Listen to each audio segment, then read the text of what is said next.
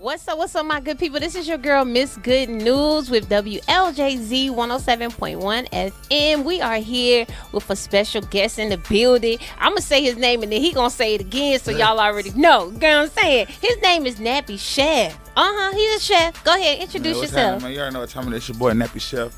Nappy Chef everything on Instagram. Nappy Chef Takeout, the restaurant page. Nappy Chef. Look, let's get into it. Nappy Chef everything because you do everything. Yeah, everything I'm passionate about. Y'all heard what he said now about so what are you passionate about? I'm passionate about, for one, cooking, music, making movies, motivational speaking. I'm really just passionate about inspiring. You know what I'm saying? I feel like God put me on this earth for a reason, and when I learned that when I was younger, I was always a leader, and I was always an influencer. And if I can influence people to do negative, I can influence them to do positive. So as I started seeing, like, they act the way I act, they dress the way I dress, they do what I do, and I just kind of switched it over and started doing positive things, and started putting more of that in the atmosphere in the universe. And that's when everything started taking off for me. I like it. So let's get into the cooking because we know he got a lot of passions, okay? He's a creator. I think creators just do whatever they touch. It turns into gold. I like to think of myself as one thing. Okay. Anyway, but no. When did you start cooking? Like, when did you know that, man, all right, I could do this. I got skills because I got the son. He can cook some noodles and everything, but I don't know if he's a chef yet, you know? So when did you know? So when did I start loving to cook, or when did I start taking it serious? Both. When did you start loving to cook first, and then when did you start taking it serious? Well, I started learning to cook. I started cooking as a child. Like, I remember when I stayed in Germany, I was like in kindergarten. I used to be in the kitchen with my mom making cookies and brownies, or Thanksgiving or dinner. I was always interested. When my dad cooked on the grill, I'm right there. I'm passing the seasons, and I just love creating dishes. You know what I'm saying? But I took it serious around 2014, because that's when I had stopped doing music initially. Okay. So I was like, if I ever lost the passion for music, I would start cooking. And that's when I started taking it serious. And I was working up under a world-renowned chef named John Macon, rest in peace. Okay. He cooked all over the world, South Africa, Puerto Rico, LA, everywhere. And I got to be his apprentice for 8 months outside of Atlanta, LaGrange, Georgia. And I moved back to Charlotte in 2015 and started the Nappy Chef brand. And it took off from there. I know that's right. I can't. Now, listen, I haven't even eaten there, but what kind of food do you specialize in? Because, you know, we got people. I'm here in Salisbury. It's a little country. So my mama, she's a soul food chitlin cooker and all this other type. What is your specialty? Everybody asks me now. I really don't have a specialty. I can just cook whatever. I can cook hibachi. I can cook Caribbean food, soul food, whatever. But at the restaurant, I call it Southern Gourmet. It's basically like a high-end fast food, if you want to say that. Right. Like gourmet burgers, tacos, wings, pasta. But I'm about to switch the menu up and start selling turkey wings and lamb chops, braised short ribs and things like that. But right now we got my salmon cheesesteak is my top seller. And I got a plate called a boss plate, and basically you can get any sandwich on my menu, or tacos, whatever flavor wings you want in the side. So that's the most popular, the boss plate. And the salmon cheesesteak is the most popular item on the menu. And I've been on the news 10 times for the salmon cheesesteak. Boy, I'm coming to get all of it. Now, I'm an eater. You know what I'm saying? I try not to look like it because I work out. Right. But I'm an eater. What do you do to stay fit around all that food? Because I know if it's good, you got to be. You see, I'm not fit. You know, I got a beer belly, man. I'm fit enough to be able to move, protect myself, and, you know what I'm saying, do the things I want to do. But as far as, like, having my body the way I want it, you know, my arms straight, my chest straight, my stomach down, I'm not that. And, you know, I do it every now and then, but I guess the lack of motivation, because I get everything I want. And I might have a woman that be like, I want to lose some weight, you know what I'm saying? They always say, well, don't lose, I don't want you too skinny.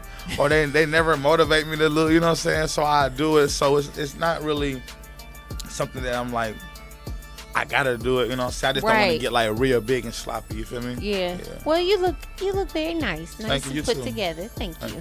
So let's get into the music. So you were doing music first. So when did you start doing music? 5 years old, singing in the choir, playing drums. Oh. So I sung all the way up until I was like 12, 13. Then my voice started getting raspy. And, like raspy voices. Okay. You like raspy voices? You like a lot of things about me. I do. I like it. Okay. But to be honest, Lauryn Hill is the one that inspired me to rap. And the first rap song I ever knew word for word was That Thing by Lauryn Hill. And that's when I switched over. Nobody know that. Like, I started rapping because of Lauryn Hill. Like, that's one of my favorite artists ever. Yeah. Man, me too. I'm just saying, and it's maybe because we kind of the same age. Maybe we came around that same era. And then, the Germany thing. What's your sign? It's a lot of things. Aries. Okay, we compatible. I'm Aquarius. Okay, when's your birthday?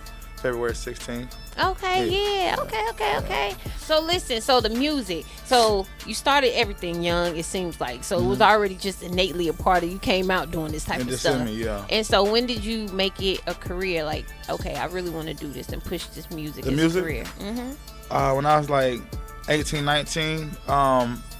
So 19, I never really did like showcases. So I remember when I was 19, I was living in Charlotte. One of my play cousins was the DJ for Chopper Young City from Bad Boy South. We had did a show in Johnson City, Tennessee, and that was my very first show ever. And, I had recorded the music, not even in no studio. I recorded at the house of the Trap in North Charlotte. Wow. And when I performed, like, I killed it. And as soon as I got off stage, Symphony, him and it was somebody else, they're like, who you signed to? I'm like, nobody. They're like, we need to talk Benny, boom, boom, boom, boom. And him and this dude named TK had got me a bus ticket to come to Johnson City, Tennessee, and I had signed with them on their label for a little while. And then after that, after I left Tennessee, I ended up getting signed up on the Chopper Young City with Bad Boy South and went on tour with them.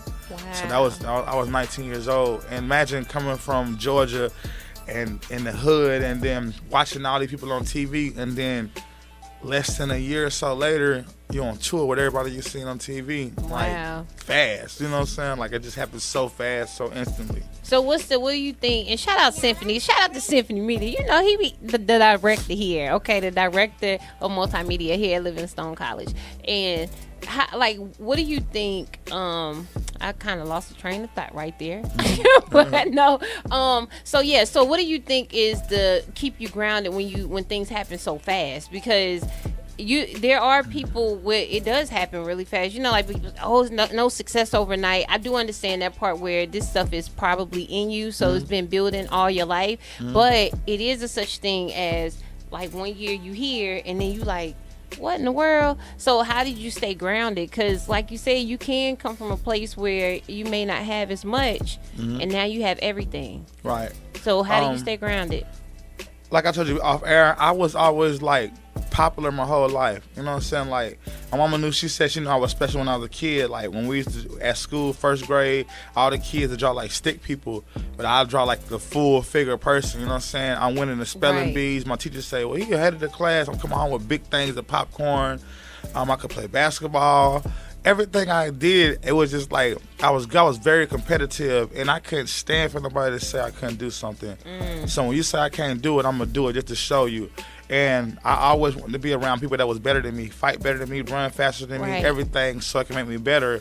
And once I did it, I just always strive for that. And it's like everything I did, it just happened. So by the time I got my first record deal when I was 19, I was amazed, but at the same time, it was like it been like this my whole life. Like I've been good at everything, and I always dim my light down for a long time because I was so smart and so good at things that I started losing friends.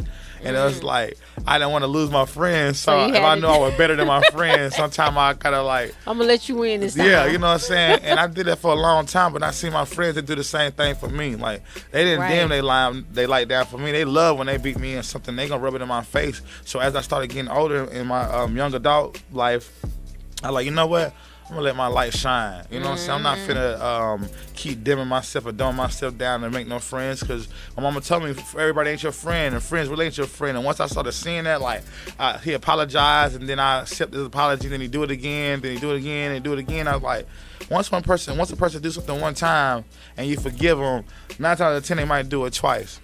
And so that's how that. Well, y'all heard that now. You can apologize, but get it right. That's the thing when you apologize to get it right. And so let's get into the movies. Okay. Now, how is that coming along, and when did you start doing movies? Great. We started the first movie in Atlanta, Georgia. I had left Charlotte 2011, moved back to Atlanta in 2012, and I was the CEO of a record label called Black Ink Records. Bunch of street dudes on there, almost like 12 street dudes, and we started making movies out there. We was in Summer Hill where Lucci from, and one of the dudes on the record label was wanted for murder, and they wanted all of us, you know what I'm saying? So they came looking for him, came looking for us, and they took all our equipment, everything that we did. So we was in the middle of shooting the movie, and they took everything. So it's like, since then, I've been trying to put a movie together, been trying to put something together, but it's like, I always be trying to bring my friends along and bring people along that's not meant to be doing what I'm doing. Right. And we never finish it. So I dropped the first. I finally finished one this year, maybe like a couple of weeks ago, called Decisions, and we're gonna turn it into a series. And people were like, "How you come up with these stories?" I like, because you got to go through something in life. I've been through a lot of real situations, and I just put them out because we live in a generation now. I'm an '80s baby. My generation, we still had grandmothers, grandfathers. We had real people, genuine people around us, so it wasn't as fake. And things that was as acceptable now wasn't acceptable back when I was growing up. And I just keep that same energy. I'm not like one of these dudes my age that try to compete with the young boys and the young girls and turn it and become this fake generation. No, I don't want to be fake. I've never been fake. You know what I'm saying? So it's easy for me to just put my purpose out into the world. You know what I'm saying? So it's gonna be a 12 episode series called Decisions. And between the series, we're shooting short movies. And then once we're done with the fourth one, we're gonna do a longer movie. Okay, that's dope. So the next one we're shooting is a horror film called Her.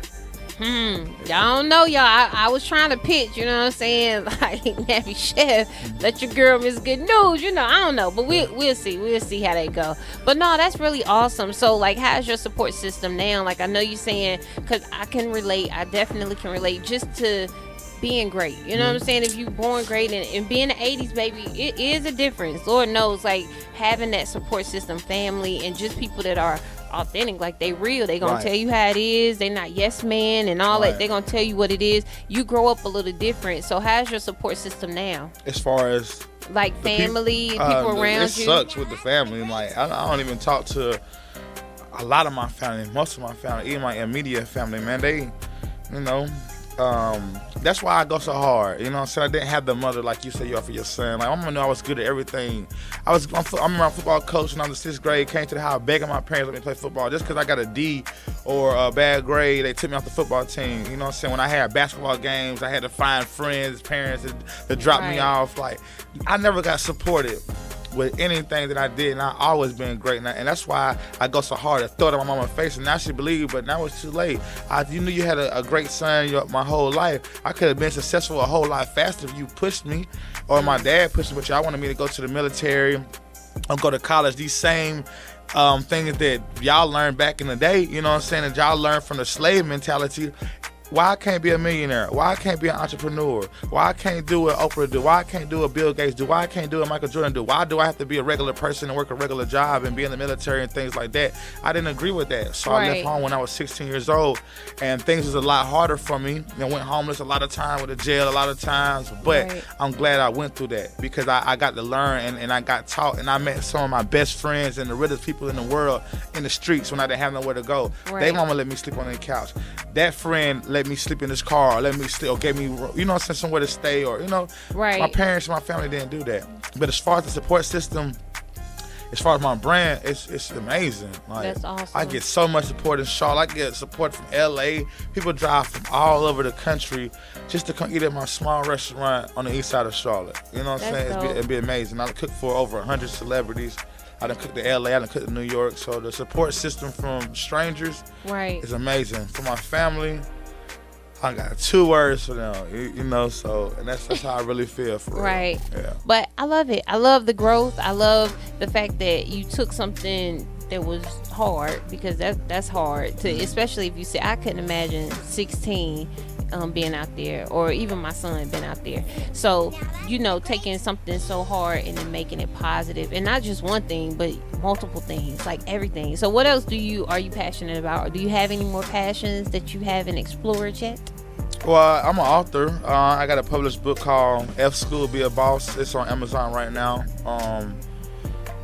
I guess I'm doing all my passions. The only other passion I got is traveling the world. I've been to Jamaica, I've been to Bahamas. I'm going to Turks and Caicos next month. I want to go to Asia, Bangkok. Yeah. So I want to go to Philippines. So I guess it's the only passion I haven't did yet, is just being able to travel the world and just do what I want to do. That's my passion, is freedom. I want to be free. I don't want to have to, everybody wear design, everybody wear this, everybody do that. I want to do what I want to do. I don't want to have to fit in. You know, so I want to be able to walk out my house with flip-flops. If I could wear a flip-flop, anybody that know me, I know I'm barely dressed up. I barely wear jewelry. I barely wear clothes. I'm in flip-flops, some basketball shorts, and a black tee every day.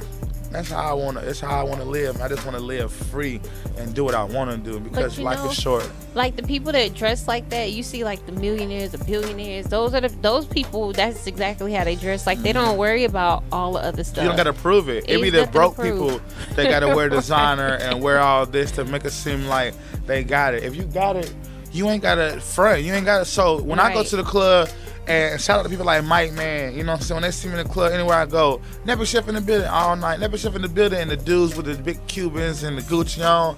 I could see it in their face. They saw it. I might be in there. I used to go in the club with my apron on, or just leaving my restaurant with all black on and not fresh hair nappy. And I get respect. And they announce my name the whole time, and everybody know my face and everybody know my name without having to have all this jewelry on. So when I do put the jewelry on, I do dress up. That's when the ladies be like, "Damn, you clean up nice." You know what I'm saying? It's be more like surprised when they do see me dressed up, because they always see me, and you know. But it's about the heart. It's about where your value is, and I think that's the difference between our generation and the other generations. Is where is your value placed? People place value on everything except for what's important, like your heart and your determination. And like your struggle, being able to come from here, perseverance and all this stuff. So I think it shines bright on you. I'm so glad that I got to meet you. And you know what I'm saying? Because my director over there looking at me sideways. So we could go on and on, but let the people know where they can find you.